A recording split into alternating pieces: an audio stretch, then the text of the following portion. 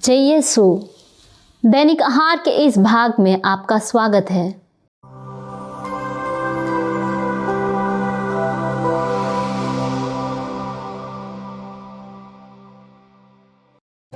आज के सुसमाचार में हम देखते हैं कि पुनरुत्थान के बाद प्रभु यीशु सबसे पहले मरियम मगदलेना को दिखा दिए और यह बात मरियम मगदलेना ने तुरंत जाकर अन्य शिष्यों को बताई, लेकिन उन्हें इस बात पर विश्वास नहीं हुआ।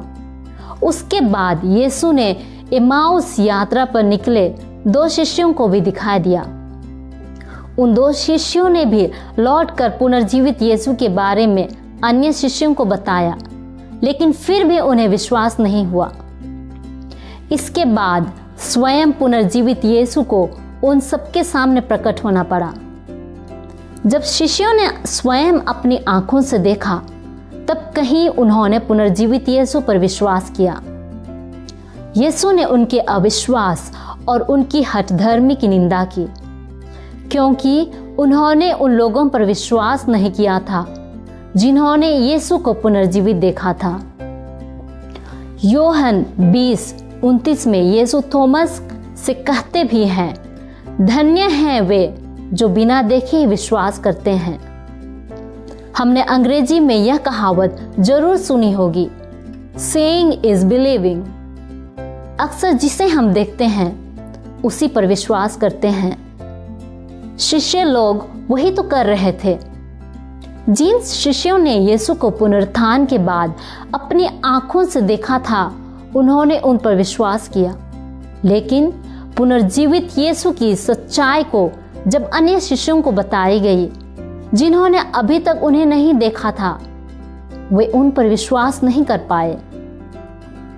जब हम कहते हैं जिसे हम देखते हैं उसी पर विश्वास करते हैं, या यह मानते हैं कि हमारी आंखें धोखा नहीं खा सकती, तो हमें इस बात पर भी ध्यान देना चाहिए कि जब पुनर्जीवित प्रभु दर्शन दिए, लोगों ने उन्हें तुरंत नहीं पहचान पाया। लूकस 24:37 में हम देखते हैं कि जब पुनर्जीवित यीशु ब्यारी के कोठरी में दर्शन दिए, तो शिष्यों ने उन्हें प्रेत समझ लिया था। एमाउस यात्रा में निकले 2 शिष्यों ने भी उन्हें शुरू में नहीं पहचाना था।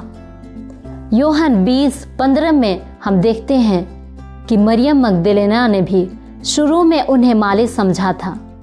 इस तरह से यह स्पष्ट है कि पुनर्जीवित यीशु को देखने पर भी लोगों ने आसानी से पहचान नहीं पाया था।